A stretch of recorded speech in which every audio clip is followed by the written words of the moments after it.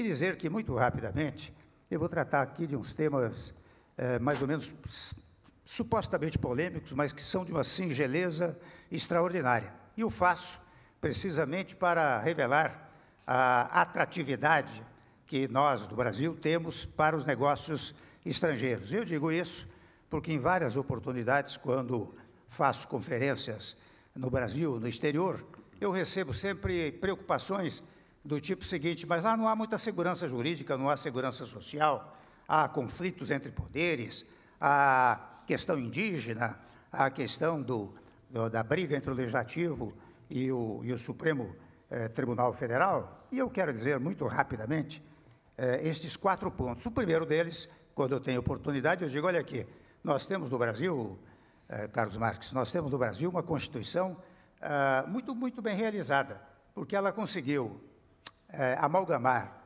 os princípios sociais com os princípios liberais. Com princípios liberais, vocês pegam o princípio da propriedade, a proteção à propriedade, a livre iniciativa, os direitos individuais, lá no artigo 5º, são 79 incisos, portanto, direitos tidos como liberais. Os direitos sociais estão elencados no texto constitucional, basta pegar lá o artigo 6º, 7º, cujo capítulo se inicia com o título dos direitos sociais. O direito à saúde, o direito à segurança, o direito à educação, são direitos de natureza social. Portanto, nós conseguimos compatibilizar ambos estes sistemas, e daí uma certa longevidade da nossa Constituição Federal, que já fez 36 anos, não é verdade? Eu digo isso para dizer que, quando você tem uma Constituição, você sabe como agir. Se aplicá-la efetivamente, as pessoas terão a chamada segurança jurídica, que não é algo desapegado do sistema normativo, mas, ao contrário, é o seu cumprimento que revela a segurança jurídica, de que decorre a segurança social, a segurança contratual, a segurança empresarial. E, portanto, ao dizer isso, eu trato do tema dessa velha questão, não é? Se o STF está invadindo competências, se o Judiciário está invadindo competências ou não. Interessante, eu costumo sustentar, em defesa do Judiciário brasileiro, a tese de que a nossa Constituição é muito detalhista, pormenorizada. Ou seja, toda e qualquer matéria que outrora ficava no nível da legislação infraconstitucional passou a ser constitucionalizada. E constitucionalizada que é, evidentemente, quando há um conflito, o conflito é levado ao Supremo Tribunal Federal. Além disso, eu devo dizer, acrescento nesta minha fala, que é interessante, no passado, nas constituições anteriores, Efraim, nós tínhamos apenas a ação direta de declaração de inconstitucionalidade.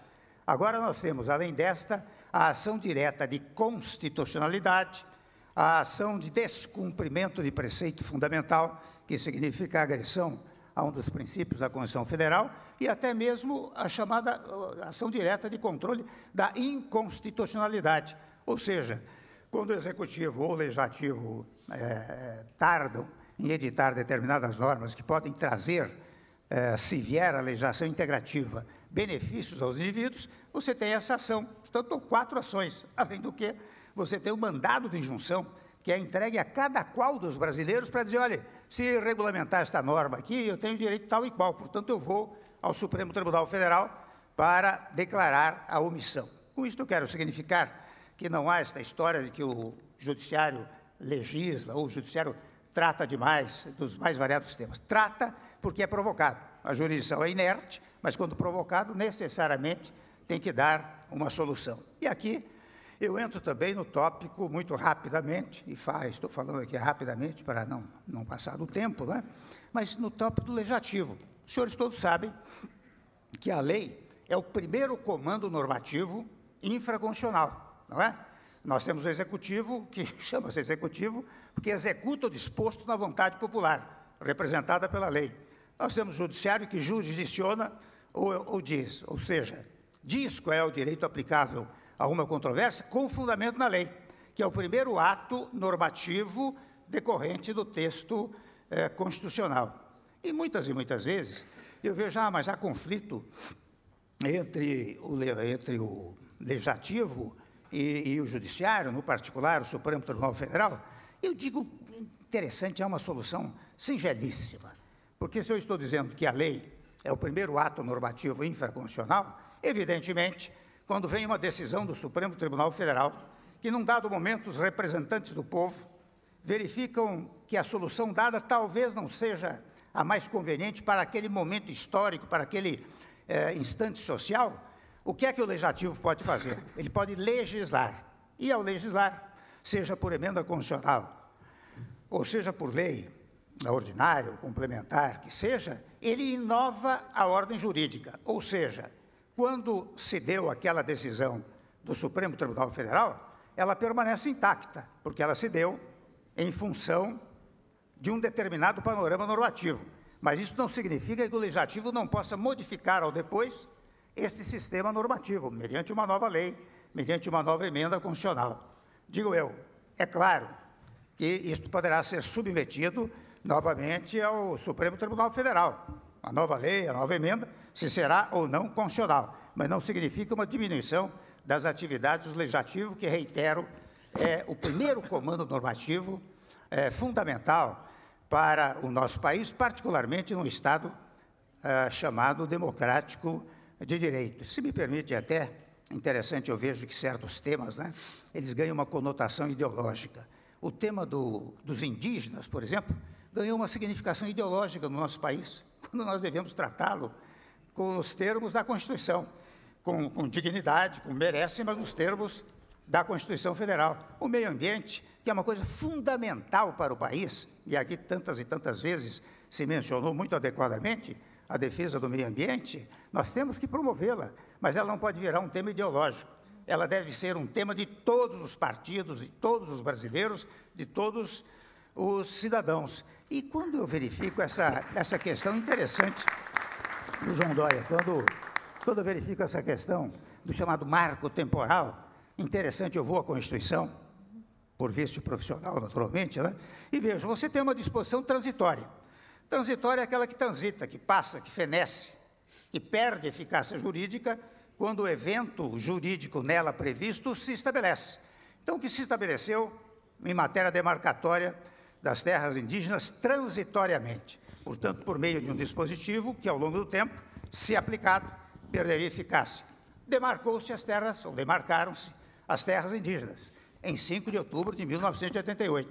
Agora, nós temos também, nesse particular, uma disposição permanente, que é o artigo 231 da Constituição Federal, que estabelece a possibilidade de novos aldeamentos indígenas, ou seja, de novas demarcações. Só que, diferentemente, penso eu, daquele instante da disposição transitória, em que a demarcação era feita única e simplesmente sem nenhuma consequência, o fato é que se hoje o governo federal quiser, hoje no meu governo, em todo e qualquer governo, quiser demarcar uma terra indígena, porque na origem se verificou essa circunstância, há que haver uma indenização, porque a este sistema se estabelece, se invoca o princípio da propriedade. Eu tenho a minha propriedade há 30, 40 anos. De repente eu vejo que houve a demarcação de uma terra indígena. Qual é a consequência? A consequência é eu ser indenizado em face do princípio liberal da propriedade. Se não for assim, meus amigos, minhas amigas, nós teríamos que pegar o Brasil todo e considerar como terra indígena. Então, estas soluções tão singelas, me parece, tão óbvias, eu até me constranjo um pouco de mencioná-las em todos os instantes, mas sou obrigado a fazê-lo, porque eu vejo que hoje, mais do que nunca, as obviedades são esquecidas.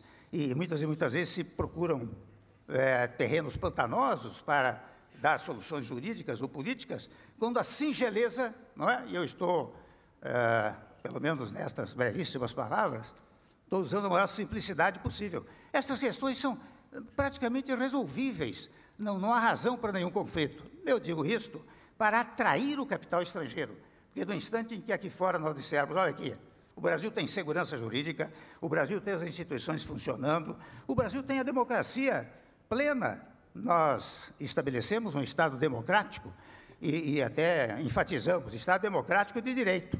Digo eu, por exemplo, a oposição é fundamental na democracia, porque a democracia, nos termos jurídico-constitucionais, ela visa ajudar a governar, porque ela contesta, fiscaliza, contradita, contraria, fiscaliza, denuncia, não é?